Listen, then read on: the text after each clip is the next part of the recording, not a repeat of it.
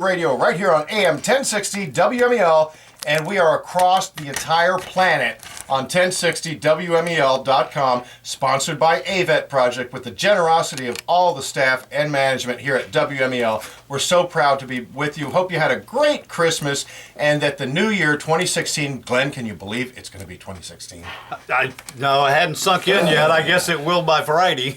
We were kind of reflecting just the other day, Kim and I were, and you know, we're the leads along with some of the other board members. We're talking about 2015 and the amount of reach AVET Project has. Folks, we're not talking thousands. We're not probably even talking tens of thousands. We're talking thousands upon thousands of tens of thousands of people that have been directly impacted by the efforts of AVET Project and our awesome bunch of volunteers who, by the way, we have one big part, one of our lead facilitators with the PRNR, Project Recuperation Reintegration Retreat, here with his regular segment, Heal the Warrior, Heal the Country, none other than Doc Fairchild. Go ahead and cue the music.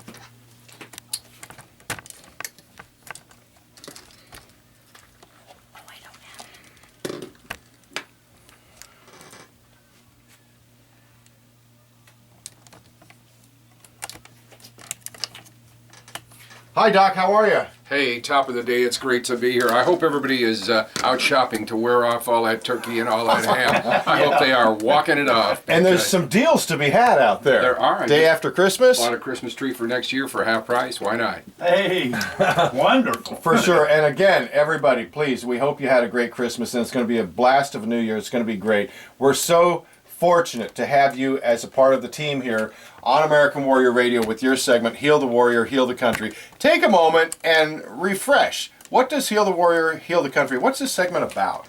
Well, healing the warrior and healing the country, it's so important because we take a look at each and every warrior that comes back, and there's been millions of warriors that have served over the past 10 years. And these individuals try to get back to their community, and all they want to be treated as is they want to be welcomed back and integrated. Because, you know, each and every one of you out there as a listener, you've put the country in their hands. They are the defenders. They're doing the job. And so they look at coming back into the country and being welcomed in and being used for the skills that they have. You know, they're not always, you know, it's nice to honor them with the Jumbotron moment, but it's also nice to welcome them back and let them do what they're doing. So we're all about healing them, about integrating them, about allowing them to continue to serve as part of our community teams. And we know that there are so many of our brave warfighters that face some really big obstacles, but what about the veteran? He or she served 4 years and they're out. Don't they fall into this category as well? Well, they definitely do fall into the category. And recently, we've used so many of our Reserve and National Guard service members. Great point. And when they come back, they took off. And as one of our veterans said, he said, 8 weeks before they were out in the desert in Iraq or Afghanistan or wherever they were, they were asking whether you wanted paper or plastic at Publix. And now they're going back to Publix or they're going back to their jobs, and unfortunately, they are haunted by their experiences that they've had. Exactly. And Glenn, you and I have run into countless veterans that are in situations like this. A lot of them, as you mentioned, Doc, whether they're reservists or guardsmen, the weekend warriors, yeah. Okay, they signed up if we needed them. And instead of, that was the strategic plan. Now it's been an operational one since Robert Gates back in the Bush administration turned the tables and said, we're going to slice and dice our active duty forces because look, we got this huge pool of people.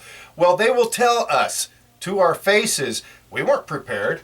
Whether it's a truck mechanic or a nurse or something, they weren't prepared for, number one, the austere conditions they're going to be sent to, and the fact that they don't have the not the level of skill, but the ability to just jump right in. They haven't had the up training.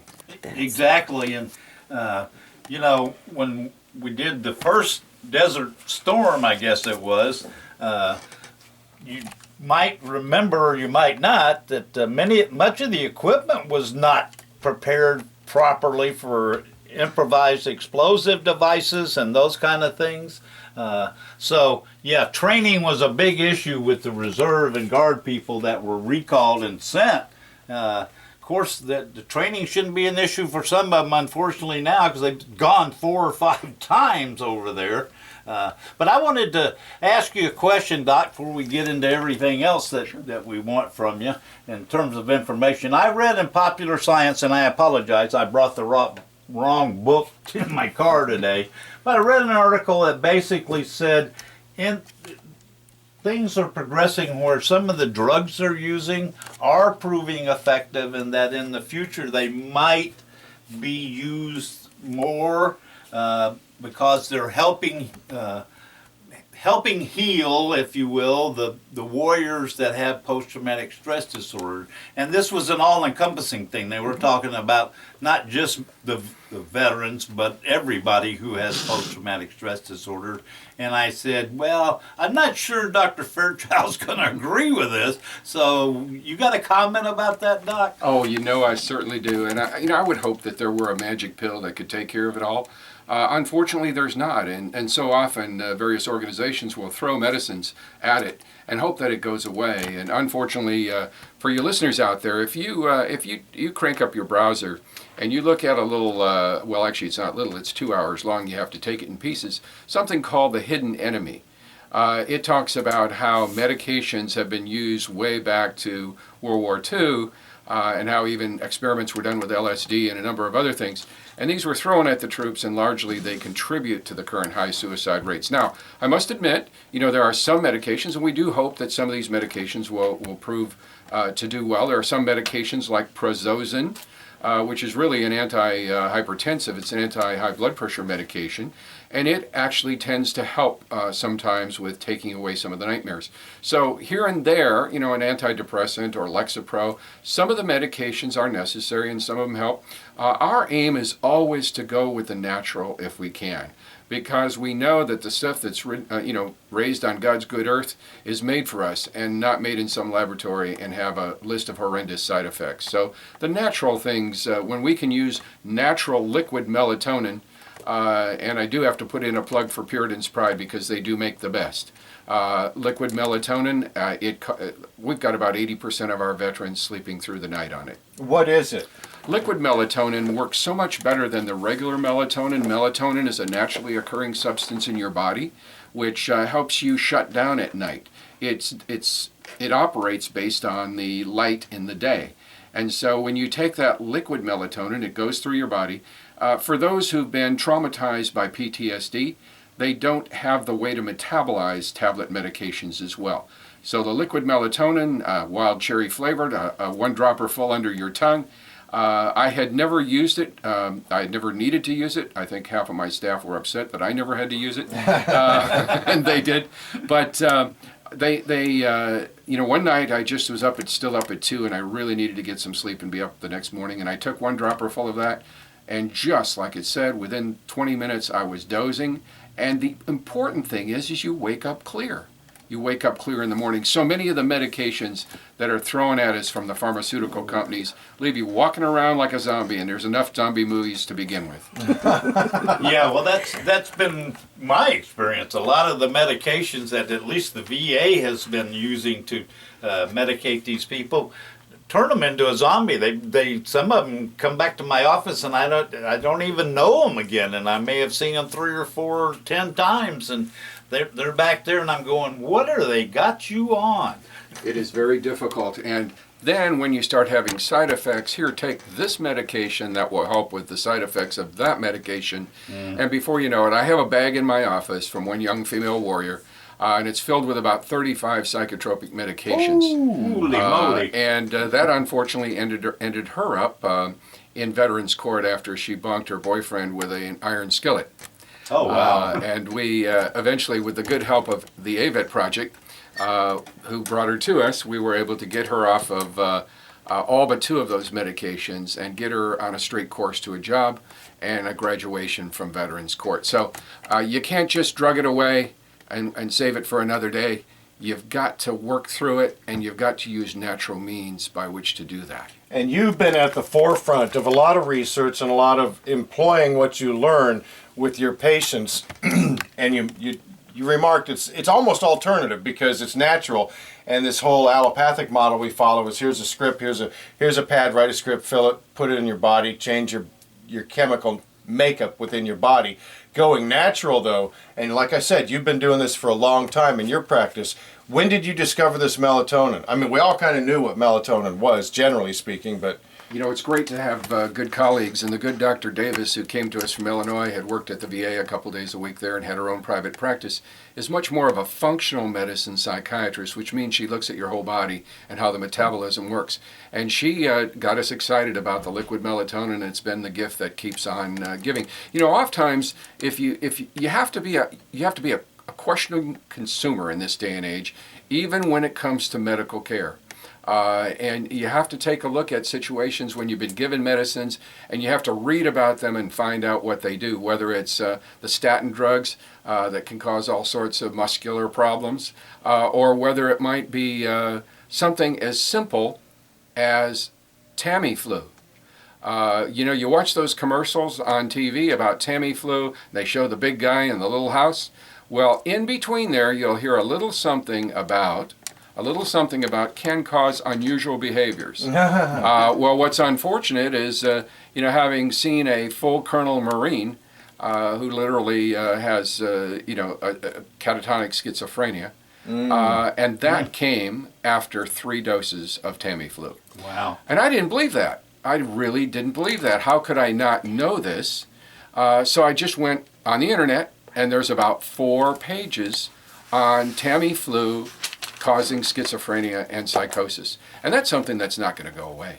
And those are those, like you said, in between the lines, those exceptions. You know, most of these drug commercials on TV are basically reading all the warnings, the bad things that can happen. Well, obviously, those things do happen to some people, thank God, not in large numbers. But man, if it's you, that's catastrophic. It is catastrophic, and I ran home, actually had about 5 or 6 doses of that in case of travel or emergency. I'd come down with the flu. I just hit it right to the garbage can because, you know what? Give me the flu. Yeah, Not schizophrenia for life. Yeah, Jaron, you're talking about those commercials, and to me, they're scaring me off. By the time I get through listening, and I know it's only a partial list of the side effects that can come from these things, I'm going, you're nuts if you think I'd ever take that stuff. Yeah. I learned so much from my veterans. My veterans group says, you know what? We stay away from the statins. I switched over to red yeast rice and thought that was the natural giver of all and taking care of cholesterol. Found out that that's what you use to make Mevacor, which is another statin. So a couple of the veterans who are really super troopers at this, they're passing on chia seeds. You know, the little chia seeds. It's amazing. Within about a week, they will drop your cholesterol down to low levels. And you know, the chia seeds, you have to be a little careful with them. They get a little mushy when they get in your mouth, the chia seeds, and you don't want to be growing a chia pet out of your mouth. That's what I was just going to say. But I grind them up and put a tablespoon of those on top of yogurt, and no taste, no problem, and I tell you what, it works. So you have to be a questioning consumer, whether you're buying lumber or whether you're buying, you know, whatever you're buying, groceries, food, whatever you're buying. And when you're shopping for a doctor and you're shopping for medical advice, you have to be a questioning consumer. Not like our parents and grandparents were, oh, the doctor told me to. You have to question it. It's important. This is our monthly visit with Dr. Scott Fairchild and his segment on American Warrior Radio, Heal the Warrior, Heal the Country. You always have so much good information to share with our audience. And honestly, with the melatonin, and you mentioned one brand by name that you believe in, Puritan's Pride, we're going to have to see if these folks want to sponsor it, huh? We'll do it. Yeah. For sure. Okay, now also I have to say regarding treatment for, you know, pretty severe PTSD and other mental ailments like that, you have a host of other modalities you use. There are quite a few other things, and let me throw a caveat in there too. Just having said all of that about cholesterol and flu and everything else, it's important to understand that I'm not a physician, and it's important to understand that you need to discuss these things with your physician. I do not in any way encourage anybody to just nillyway go off their medication. It's so important to discuss these. When I said question, I mean question, not just toss them away. But there are quite a variety of treatments that are available for PTSD and above and beyond talk therapy. There's eye movement desensitization and reprocessing, which is so powerful in alleviating the emotions connected to the traumas of the past. There's also alpha stim. which is a natural. Big believer in Alpha Stim. It is so good. It's even good for folks who don't have PTSD, just to help calm down and take the stresses of the holiday season, or the stresses of visiting family, or the stresses of the day of post-Christmas shopping, or Christmas shopping away. On the way over, I heard about all the packages that didn't make it and how people were complaining.